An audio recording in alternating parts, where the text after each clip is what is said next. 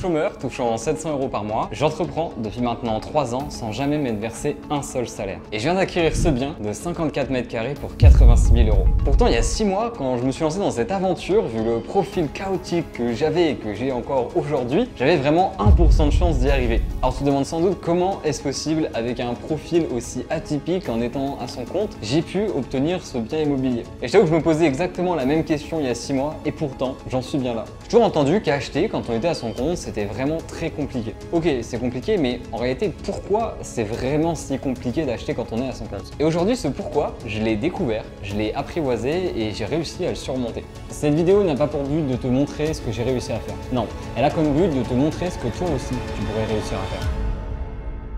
Si tu veux, en septembre 2024, je commence à en avoir marre d'être encore chez mes parents. Ça fait 2 ans presque maintenant que j'ai quitté mon dernier emploi salarié et que j'ai rien tenté pour m'émanciper, que ce soit sur du locatif ou de l'achat immobilier. J'ai désormais 23 ans et là je me dis c'est le déclic. Il faut que au moins je tente des choses. Je me suis toujours dit qu'en fait, comme je m'étais jamais vraiment versé de salaire parce que je n'avais pas le besoin avec mon chômage et que je vivais encore chez un parent, bah forcément ça allait bloquer au niveau des banques. Pour louer, bah ils demandent une réciprocité de salaire et puis pour acheter, c'est un petit peu la même chose. Donc je me retrouvais un petit peu bloqué, mais j'avais envie d'essayer de voir s'il n'y avait pas quand même des solutions à travers ma situation. Et justement, c'est là que me vient une idée, si mon profil n'est pas bon, eh bien qu'est-ce que ça ferait s'il y avait dans l'équation un autre profil? Et c'est là que je me dis, bah en fait, peut-être que la meilleure solution, c'est de constituer une SCI avec une autre personne, faire en sorte que son profil soit un bon profil, comme ça quand je vais auprès des banques, je n'y vais pas moi-même, j'y vais au nom de la SCI, et donc la banque étudiera le dossier d'emprunt au titre de la SCI, mais donc il n'y aura plus uniquement mon profil chaotique. J'ai déjà entamé des démarches, j'ai été voir un courtier, j'ai appelé des cabinets comptables, j'ai essayé de voir différentes choses. Et c'est donc comme ça qu'a débuté mon aventure. J'ai été trop honnête,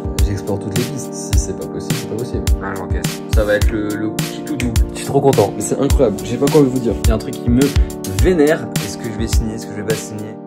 Vous voyez actuellement ce que j'ai sur mes comptes. Il y a quand même pas mal d'avantages et certains désavantages à faire une SCI. Je pense que pas mal d'entre vous, vous êtes dans des situations où vous êtes freelance et vous avez cette problématique soit de louer, soit carrément où vous voulez acheter mais vous vous dites c'est impossible. Si vous regardez que votre profil à vous, c'est sûr que ça va être assez compliqué parce que vous êtes indépendant et on sait très bien qu'aujourd'hui le statut d'indépendant en France, malheureusement, c'est un statut qui plaît pas trop à tout ce qui va être banque, emprunt, etc. Mais c'est pas pour autant qu'il n'y a pas des solutions. Et moi, c'est ce que j'essaie de faire. Je me suis pas fermé. Je dis pas que ce que je suis en train de faire va forcément fonctionner, mais en tout cas, j'essaie. Et de là, je fais mes premières recherches et visites d'appartements. Franchement, il y a des trucs vachement sympas. J'étais en train de faire une visite virtuelle de cet appart qui, pour le coup, je trouve assez sympa. En tout cas, voilà, petit appart. Bon, il y en a d'autres, je vais pas forcément vous montrer parce qu'il y a plein d'apparts différents. Je cherche un truc aux alentours de 100 000 €.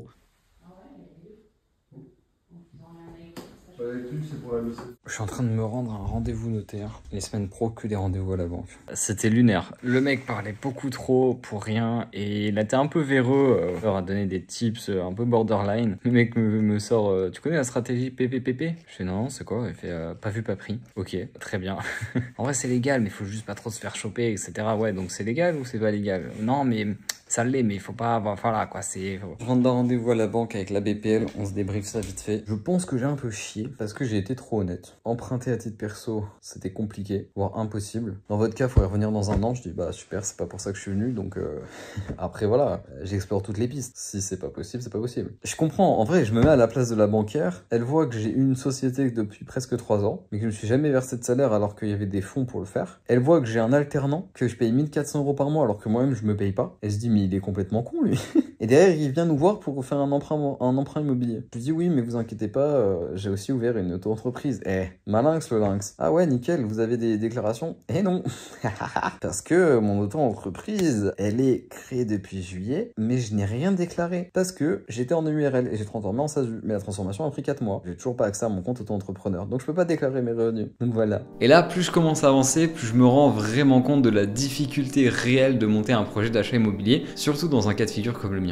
J'avoue que je suis complètement à bout. Ça m'arrive pas souvent, je suis quelqu'un qui arrive assez bien à relativiser. Là, j'encaisse. Cette semaine, j'ai fait le tour des banques. J'ai été voir des courtiers et des notaires. J'ai un appart qui me plaît, mais c'est la galère. Il faut donner vite un retour. C'est que des appels téléphoniques, des mails, des déplacements, des ceci, des cela. Et puis hop, et puis vous pouvez, et puis il faut me faire un retour. Et puis aussi, en fait, je me rends compte que c'est aussi des mondes un petit peu de bluff dans tous les sens. Parce que t'as un agent immobilier qui veut vite faire son affaire. il te met la pression en disant que tu as éventuellement d'autres personnes qui sont prêtes à acheter. Je pense que j'arrive même pas à le retranscrire. Demain, ça va être la grande révélation. Ça va être le qui tout double. J'ai un appel avec un courtier / ami de l'agent immobilier. Grosso modo, voilà, il m'a fait comprendre que si son ami courtier validait le projet, c'était pour moi. Maintenant, j'ai un projet plus que bancal, j'en ai bien conscience. Donc l'idée, ça va être de jouer la carte de la franchise. Très clairement, ma situation, lui expliquer les éventuelles faisabilités, les choses sur lesquelles j'ai été m'enseigner. Demain, on sera fixé, je pense, j'espère. Dans tous les cas, c'est un peu ma philosophie dans tout ce que j'entreprends. Je laisse pas de place au regret. Faut donner le maximum que tu peux. Pour moi, celui qui regrette, c'est celui qui n'a pas tenté à 100%. Et à ce moment-là, il peut s'en vouloir qu'à soi-même. Parce que regretter une situation qu'on n'atteint pas, mais parce que on ne peut tout simplement pas l'atteindre, pour moi, c'est pas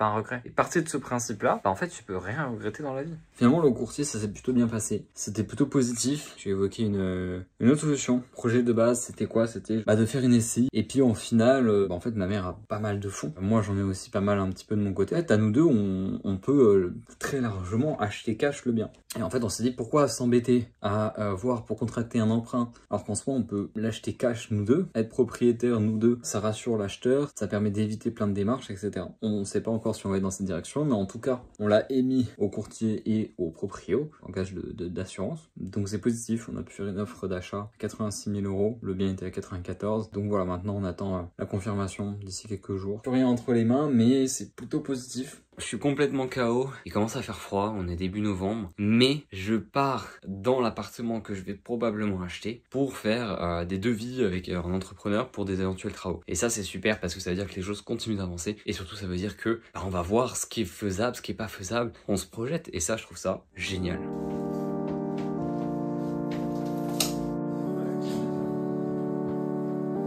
À ce moment-là, j'ai même découvert la réalité de ce que pouvaient coûter des rénovations d'intérieur. Et j'avoue que même si je comprends le prix, j'ai quand même parfois trouvé ça un petit peu abusif. J'avais demandé de faire un devis. En fait, je veux refaire ma salle de bain. Voilà, on en a pour 20 000 €. Voilà, c'est des travaux d'intérieur, ça coûte cher. Je m'y attendais à un certain prix, j'avais prévu, voilà. Mais c'est vrai que je m'attendais pas quand même à autant. Mais il y a quand même des trucs où je suis en mode, frérot, peut-être pas abuser du bail. Réalisation d'enduit et de peinture plafond et mur. 1500 balles pour de l'enduit et de la peinture. Hein. Je sais pas si vous y connaissez un petit peu. C'est quelque chose que j'ai déjà fait. L'achat, ça te coûte 100 balles. Et le faire, bon, ça prend un petit peu de temps. Mais frérot, 1500 balles. Même si tu mets un gus qui y passe la journée, pour moi, ça vaut pas 1500 balles. Pour enduire et faire de la peinture. À ce prix-là, frérot, je le fais moi-même. Ça me prend 2 jours et je paye pas 1500 balles. Fourniture et pose d'une colonne de douche. 1000 €. Moi, je te l'achète, je la pose à tous les coups. C'est un truc genre bien cher sa race, ouais voilà, 300 balles. Il y a quand même 700 balles de pose. Hein. C'est ça, une pose de douche. Hein. Tu vas me dire qu'il faut 600 balles pour fixer ça, là, et fixer ça. Moi, je le fais moi-même si c'est pour fixer ça en 600 balles, mon frérot. Le compromis de vente. Voilà, enfin. Il faut savoir que la stratégie a pas mal évolué depuis le début. Au départ, je me suis dit, on va faire une SCI pour diluer un petit peu les profils, et notamment le mien qui était chaotique. On a même évoqué à un moment l'idée potentielle d'acheter directement en cash pour pas s'embêter ni avec une SCI, ni avec un emprunt. Mais au final, après de multiples échanges avec des courtiers, des notaires, et puis même quelques personnes dans les banques, et bien de fil en aiguille, on a aperçu une certaine lumière qui me permettait potentiellement de réussir à faire cet achat immobilier uniquement à titre personnel. Et c'est donc comme ça que de fil en aiguille, j'en viens à signer mon compromis de vente en novembre 2024. Première fois de ma vie que je vois un tel document et que c'est quand même un document à bonne responsabilité. Je vais prendre le temps de le lire. Il y a 41 pages, c'est long sa mère. Ça y est, j'arrive au bout. Ouah, c'était long, hein. J'ai mis presque 1h30, mais il fallait bien le lire. C'est important, je pense. Vendredi, j'ai été signer mon compromis de vente. Franchement, c'était quelque chose. Hein. C'était long. Déjà, ça a duré 1h45. Tu notes sur un grand document, comme j'ai montré juste avant, de 41 pages, en gros noir sur blanc, toutes les choses. Donc t'as tout l'historique de l'appartement, t'as toutes les annexes, t'as la description du vendeur, de l'acquéreur. Il y a tellement de choses à prendre en compte, des choses sur de l'assainissement, sur des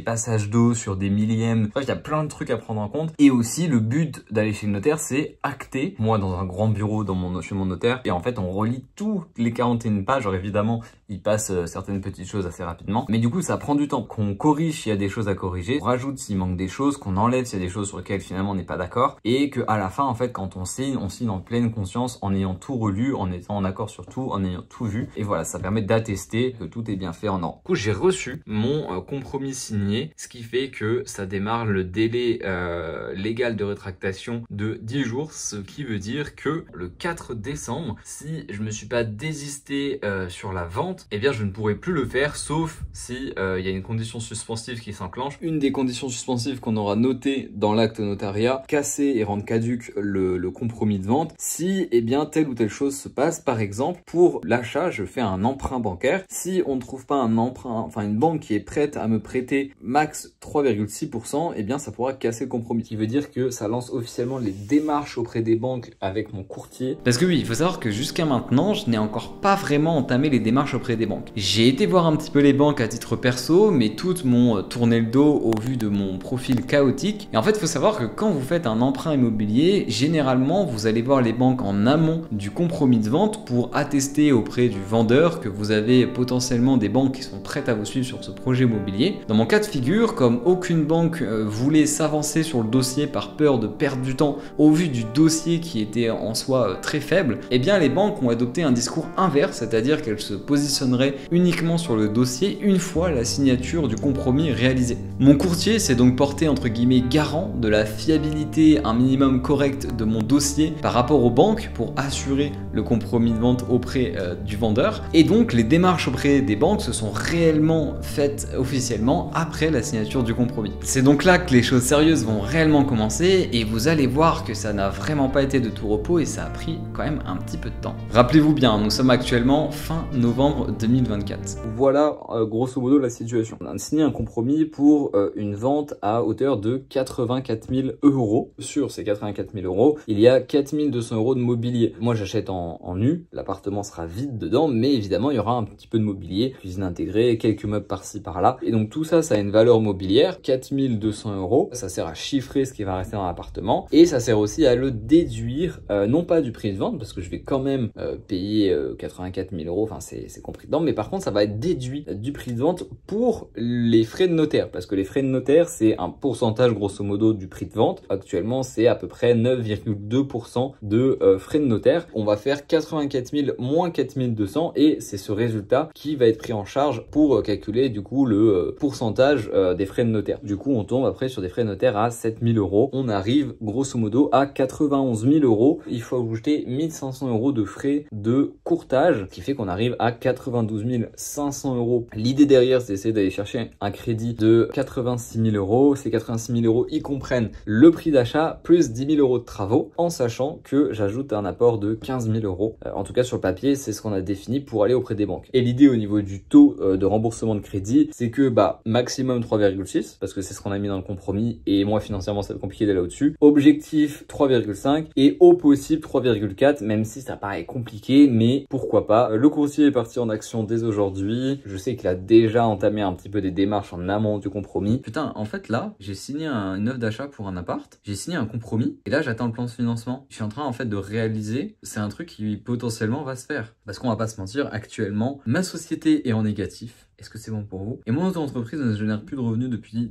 un mois. J'ai l'intime conviction déjà que je suis motivé et impliqué par ce que je fais et je sais que j'ai aussi placé des graines et que le but c'est qu'elles germent sur 2025. Mais j'ai pas une assurance à 100%. Donc je me mets dans un truc où c'est soit j'ai fait le pire choix de ma vie et ça va être n'importe quoi parce que je vais avoir un crédit sur le dos que je vais être obligé de rembourser. Donc en fait c'est un pari. En 2025 il faut que mes activités fonctionnent un minimum pour payer toutes ces charges. Et en vrai j'ai pas besoin de tant que ça. Je pense que si j'arrive à avoir une moyenne de 1 500 € net tous les mois, c'est ok. C'est soit la pire connerie de ma vie parce que je vais me retrouver dans une merde noire qui puisait va m'obliger à reprendre un taf, chose que je n'ai pas envie. Mais ça se trouve ça va être le meilleur choix de ma vie parce qu'en faisant ça je vais changer d'endroit, ça va upgrade ma motivation, je vais être moi-même niveau mindset peut-être aussi ça va changer.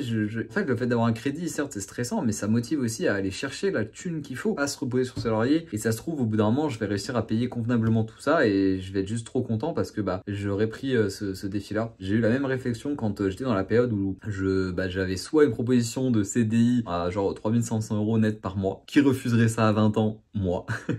Soit du coup, je partais à mon compte avec aucune assurance que ça fonctionne. Évidemment, j'ai choisi la voie de l'entrepreneuriat. Ça y est, je commence à aller acheter un petit peu des choses pour mon appart.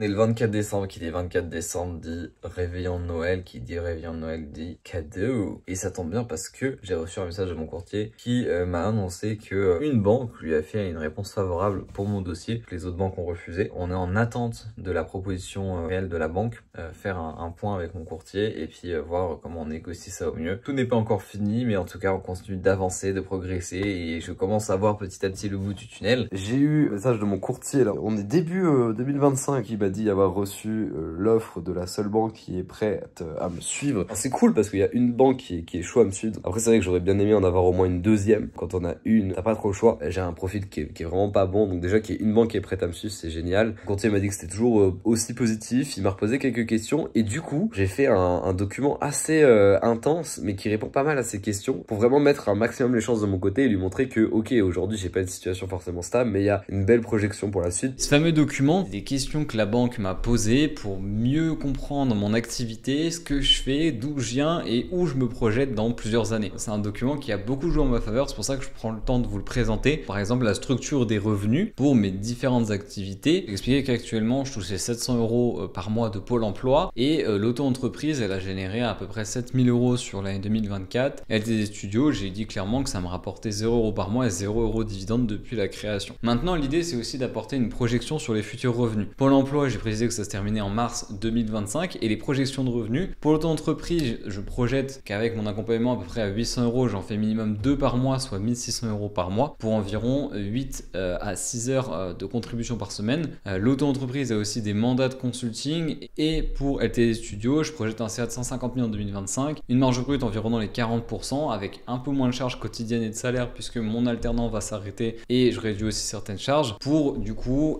estimer un bénéfice à la fin de l'année d'environ 30 000 bruts, soit environ 25 000 € net potentiellement libres à récupérer en dividendes pour ma part. J'ai apporté aussi une petite note sur l'activité pro de chacune des structures en expliquant qu'est-ce que faisait LTD Studio et qu'est-ce que faisait mon auto-entreprise. Dans le cas de LTD Studio, j'ai précisé que c'était une activité de marketing d'influence en partageant mon rôle d'accompagnement auprès de créateurs de contenu en citant quelques-uns comme Noah Dorian, Doom, Sora, Alizé Bois, Badzer, etc. En précisant que c'est une offre large qui permet d'intervenir sur 50 à 70% des axes de production de mon persona. Donc ça montre à la banque que j'interviens pas sur 10% de ce qu'a besoin mon client, mais sur beaucoup plus, qui atteste d'une fiabilité de production et une fiabilité en fait de clientèle que je peux avoir. Pour encore plus rentrer dans le détail et qu'ils puissent comprendre ce que c'est quand même aussi un domaine assez spécifique, j'ai vraiment détaillé, par exemple avec le client Noah Dorian, alors je vous le ferai peut-être de votre côté, mais j'ai précisé vraiment en détail, par exemple, un mois type avec un client comme Noah Dorian, comment ça se passe. Voilà les prestations un petit peu régulières qu'on fait avec lui et le prix que ça vaut, et derrière les prestations variables avec des pourcentages sur les cachets des sponsors, des dossiers de consulting, enfin bref, pas mal de petites choses diverses et variées que la banque peut avoir pour se projeter. Je précise également que l'activité LTD Studio représente environ 70% de mon temps et l'activité auto-entreprise à peu près 30% de mon temps. Et en dessous, ce qui a aussi joué beaucoup en la faveur, c'est d'apporter des liens utiles. J'ai mis par exemple, voilà, mon site web, j'ai mis les évaluations Trustpilot de mon programme d'accompagnement. J'ai partagé un organigramme où j'explique vraiment en schématisant comment a évolué en fait mon activité, mes activités au fil des années. Par la même occasion, j'ai partagé l'offre de mon agence pour que vraiment la banque puisse vraiment se projeter sur ce sur quoi j'interviens avec l'agence au quotidien avec mes clients. Et voilà, j'ai partagé aussi des contrats que j'ai avec certains clients, une facture type pour qu'ils puissent se projeter et puis un tableau ici des différentes prestations avec des prix. Alors c'est des prix un petit peu environ. À partir de ce moment-là, les premières bonnes nouvelles arrivent et commencent petit à petit à me donner bon espoir pour y arriver. Je sors d'un rendez-vous incroyable, qui s'est très bien passé. J'ai rien à dire parce que encore une fois, ça valide pas le projet sur lequel je suis depuis des mois. J'ai pas envie de dire qu'il y a aucune chance que ça ne se fasse pas. C'est pas acté et tant que c'est pas acté, j'ai pas envie de me faire de l'œil et je touche du bois. On y est presque et c'est incroyable. Si tout se passe bien, mi-février, c'est bouclé, c'est validé, c'est fait. Et après, c'est une nouvelle aventure qui va commencer. J'ai trop hâte. 3,45. 3,45. 3,45. 3,45. 3,45. Je suis trop content. Voilà. Je sors d'un rendez-vous avec mon courtier. En fait, les taux d'intérêt de crédit immobilier, ils étaient à peu près à 3,5, 3,6 en fin d'année dernière. Moi, vu mon dossier qui était pas ouf, j'avais mis 3,7 maximum sur le compromis de vente. Mais je m'étais dit, bon bah voilà, vu que j'ai un dossier pas ouf, si je pense que voilà, je vais avoir 3,6, si j'arriverais à avoir 3,5, ça serait vraiment incroyable. Là, on est à 3,45.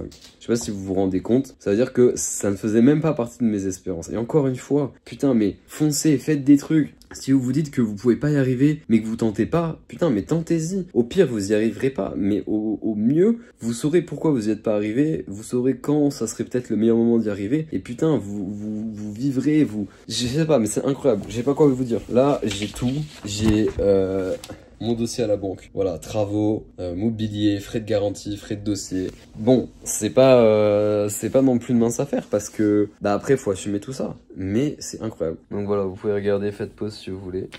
Et ça me revient à 462,13. Ça, c'est un total à la hausse qu'a fait mon courtier, mais il va y avoir une assurance un peu moindre par la banque, donc on va peut-être être à 455, 56. Je sais pas si vous vous rendez compte, hein. Les gens qui regardent peut-être cette vidéo et qui ont des loyers, bah c'est incroyable. Évidemment, à ça, il faut rajouter les charges d'eau et d'électricité, enfin de gaz, eau, électricité, les charges de copropriété, la taxe foncière, déjà pas mal, hein. Qui fait qu'on va facilement monter, je pense, à 600, 700 euros par mois, ce qui n'est pas rien. Mais au final, quand on calcule, quand on regarde bien, ça va me revenir grosso modo à ce que j'aurais payé si j'étais locataire. Mais je suis propriétaire. Le 1% de chance que ça réussisse d'il y a 4 mois, il s'est transformé en 99% de chance et aujourd'hui le 1% de chance il représente seulement en fait un pourcentage de malchance que finalement ça n'arrive pas. Alors désormais il se passe pas énormément de choses. C'est beaucoup de paperasse administrative, d'échanges téléphoniques, mais c'est positif parce que ça me permet de commencer à voir petit à petit le bout du tunnel. J'ai réussi à avoir mon compte URSSAF auto-entreprise. Alléluia! Mon auto-entreprise est créée, tenez-vous bien, roulement de tambour, depuis le 1er juillet 2024. Nous sommes aujourd'hui le 15 janvier 2025 et je viens tout juste de réussir à avoir mon compte auto-entreprise. Voilà le bordel. Moi j'ai surtout eu ce souci parce que converti mon entreprise qui était en URL en SASU, mais ça a quand même pris beaucoup plus de temps que ce qui est prévu et donc c'est assez problématique, mais c'est enfin réglé, ce qui débloque l'évaluation de mon dossier auprès de la banque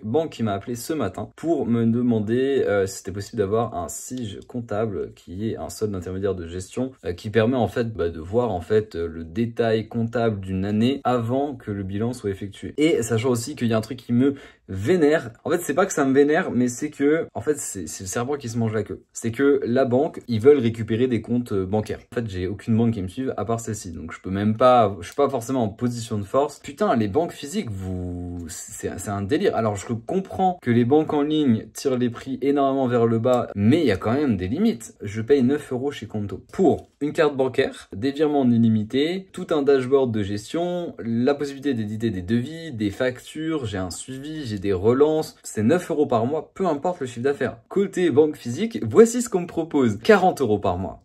Voilà. Et encore, j'ai pas dit le fond de la douille. Le fond de la douille, c'est que 40 € par mois, bon bah j'ai quoi? J'ai une carte bleue, bah c'est tout en fait. J'ai une carte bleue, voilà. J'ai un chéquier, ok, bon, ça me sert à rien. Si je le veux pas, ça change pas le prix. Ouais, je crois que j'ai fait le tour, hein. Y a rien. Y a pas d'espace avec un dashboard, y a pas la possibilité de faire des devis, y a pas la possibilité de faire des factures, y a pas de virement groupé, y a rien. Donc en fait, tu payes juste une carte et des frais pour les frais de mouvement. C'est-à-dire que plus tu vas générer de chiffre d'affaires, plus il va y avoir des mouvements d'argent qui vont rentrer sur le compte bancaire et donc ça va être le facture. Ce qui est, je trouve, totalement déconnant en sachant que, bah en fait, ils travaillent avec ton argent. Donc en fait, plus tu leur ramènes de l'argent, plus eux, ils vont pouvoir travailler avec, plus ils vont pouvoir se faire de bénéfices. Mais du coup, ils te demandent encore plus de payer. Genre, c'est vraiment du foutage de gueule. Ça devrait être l'inverse. Plus je te ramène de l'argent, plus t'en génères, plus tu baisses tes prix. Enfin, je sais pas. Et tu rajoutes à ça que, bah, du coup, vu que je passe de 9 € par mois à 40 € par mois, bah, ça fait moins d'argent que je peux récupérer dans ma poche. Donc, mon taux d'endettement auprès de la banque, il va être plus élevé. Mais comme j'ai pas un dossier énorme, ils vont se baser sur mon taux d'endettement pour calculer le pourcentage, le taux de crédit auquel ils pourront faire mon dossier. Bon, c'est pas ça qui va jouer non plus à fond,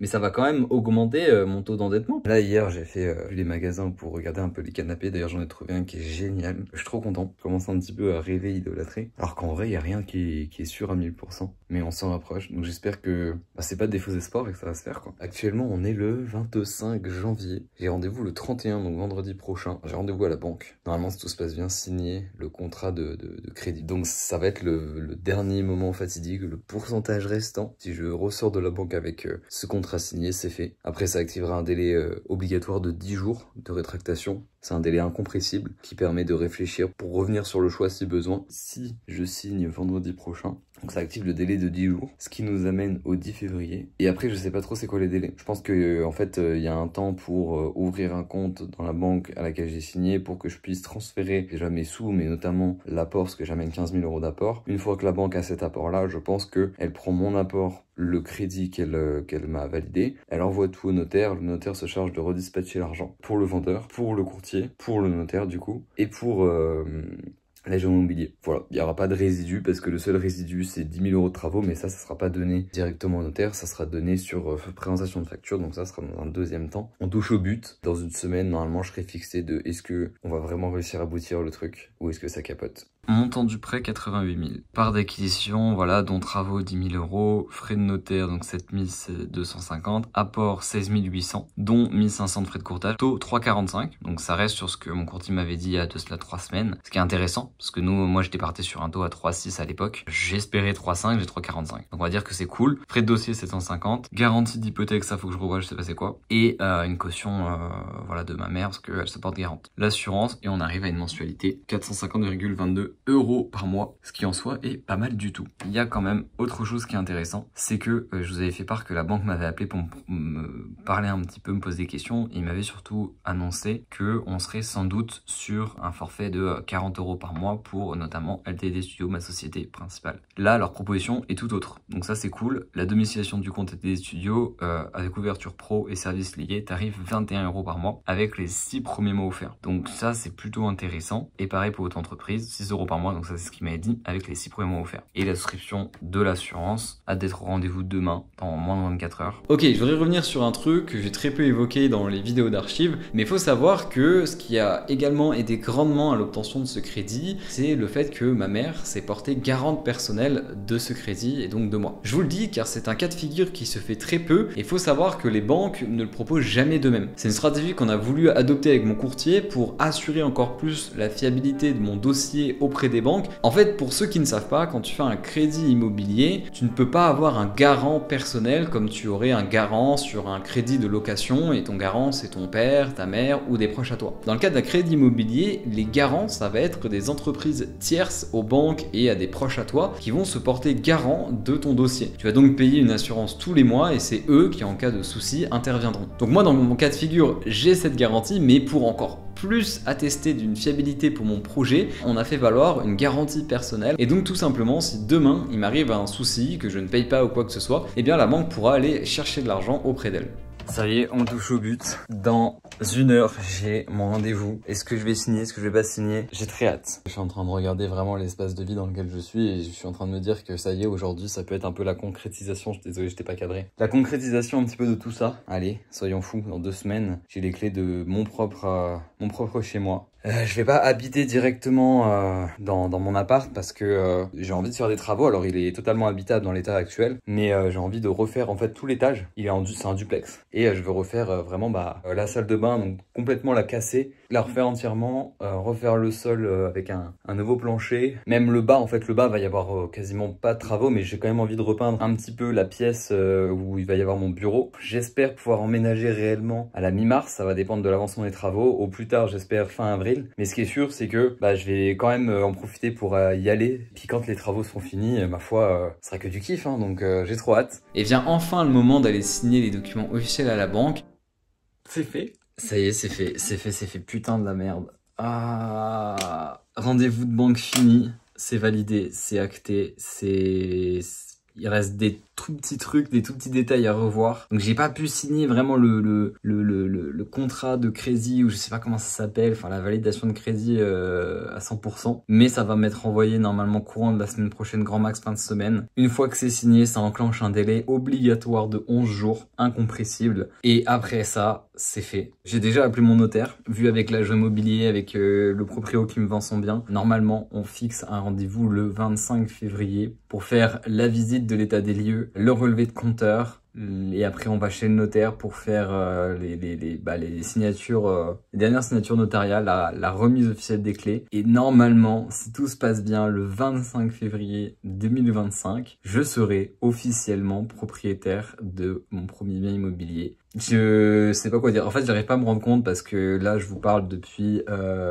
mon bureau qui est / ma chambre dans laquelle je suis depuis 13 ans maintenant, dans laquelle j'ai évolué en fait. C'est l'espace qui m'a vu grandir, qui m'a vu évoluer, que ce soit mentalement, que ce soit professionnellement, que ce soit même d'un point de vue personnel. C'est incroyable. C'est aussi que le début. Les travaux peuvent prendre 1 mois, 2 mois, je sais pas encore, d'autant plus qu'on veut les faire en grande partie nous-mêmes, avec mon frère notamment. Mon objectif, c'est de pouvoir commencer à vivre dans l'appart d'ici le mois d'avril. Est-ce que c'est trop ambitieux? Je sais pas. Ce qui est sûr, c'est qu'à partir de mars, je peux aller dans le bien, ne serait-ce qu'y aller comme ça, par-ci par-là, pour commencer à l'aménager, pour faire quelques travaux, et j'ai trop hâte. En fait, je suis d'autant plus content parce que, bon, déjà, le rendez-vous à la banque s'est très bien passé. Le concierge, c'est une jeune qui doit avoir la trentaine, donc c'est très cool parce que je trouve que l'échange était très cool. Je pense qu'elle a compris ma démarche, mon projet, et surtout ce que j'ai apprécié, c'est que très clairement, elle m'a fait part qu'elle avait hésité à accepter mon dossier, qu'elle l'avait vu passer, parce qu'en fait, moi, j'avais déjà fait des démarches à titre personnel auprès de plusieurs banques, dont la banque à laquelle je suis, qui est Crédit Mutuel, et elle avait vu passer du coup le refus de mon dossier que du coup elle a repris, qu'elle a réanalysé. Au début elle était pas sûre de le prendre parce qu'il a fait switch d'avis, et là-dessus je suis trop content, même limite ému. C'est qu'en fait elle m'avait posé des questions, 3 questions qui peuvent se répondre en 5 lignes. Je vous avais montré d'ailleurs, elle a trop kiffé en fait ce que je lui avais fait. Et voilà, on clôture cette aventure. J'ai fait le post sur Twitter et sur tous les réseaux de l'annonce de l'achat de cet appartement. Voilà, c'est un truc perso, mais pour moi ça compte beaucoup, et puis comme je partage pas mal sur les réseaux, ça me semblait cool de vous partager l'info. Franchement, il n'y a que de bons retours. Je vous montre ça, peut-être que vous vous reconnaîtrez si vous regardez actuellement ce rush. C'est incroyable. Encore une fois, j'en attendais rien parce que c'est pas un projet qui va vous impacter, mais en fait, je pense que juste les gens qui ont l'habitude de me suivre, même l'habitude de suivre d'autres personnes, quand il y a des gens comme moi qui partagent des réussites comme celle-ci, bien qu'elles soient personnelles, en fait, les gens sont trop contents pour toi. Donc juste, je voulais en profiter pour remercier une nouvelle fois un petit peu toutes les personnes. Il y a aussi des personnes qui m'ont envoyé des messages privés. Ça me fait trop rire. Vraiment, je vous le dis, hein, cette vidéo, je me suis dit putain, faut que je fasse un truc. J'ai lancé la cam, j'ai fait des conneries, et voilà, ça donne ça. Profitez-en, vous verrez pas d'autres vidéos un petit peu comme ça de moi sur les réseaux, autres que ici, je pense. Encore merci. On clôture cette vidéo, trop de passer à la suite, les travaux, etc. Tout se passera sur Twitter, sur Insta.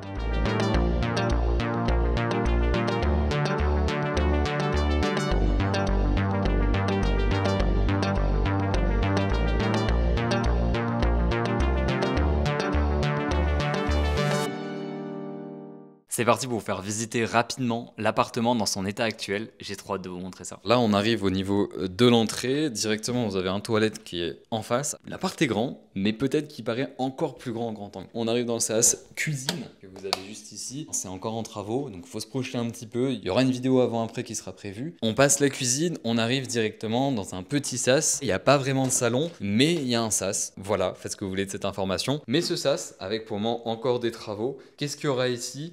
Je sais pas, il y aura sans doute des plantes parce que vous voyez, il y a une belle exposition de soleil juste ici, mais je sais pas encore ce qu'il y aura, sans doute des rangements ici, peut-être un tapis, peut-être aussi un autre bureau parce qu'il y a la place de le faire.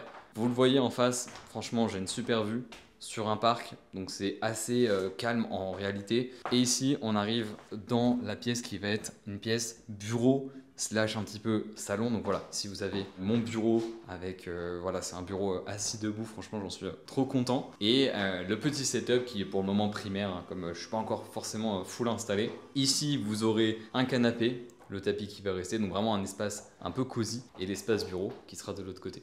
On monte l'escalier et on va arriver dans la pièce qui va être la plus rénovée finalement.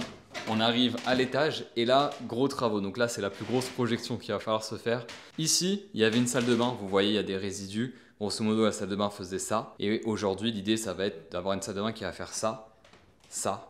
Et voilà. Donc c'est une salle de bain qui faisait à peu près 4 mètres carrés avant. Et là, l'idée, c'est de la projeter à 7 mètres carrés avec une douche qui sera dans cet angle-là, un lavabo ici, un toilette ici, sèche-serviette sur le mur ici et des rangements là-bas. Tout ça, ça va être parquet avec des lames de parquet jusqu'ici. Le lit qui sera ici, donc vraiment pour l'espace chambre avec une télé en face. Et ici, honnêtement, je sais pas. Il va y avoir beaucoup de place, donc je pense qu'il va y avoir du rangement. Je ferai sans doute un dressing et peut-être un tapis, je ne sais pas. Voilà, en tout cas, il faut se projeter. Il y a encore beaucoup de choses à faire. Je fais les travaux moi-même avec mon frère et j'ai trop hâte de vous montrer ça.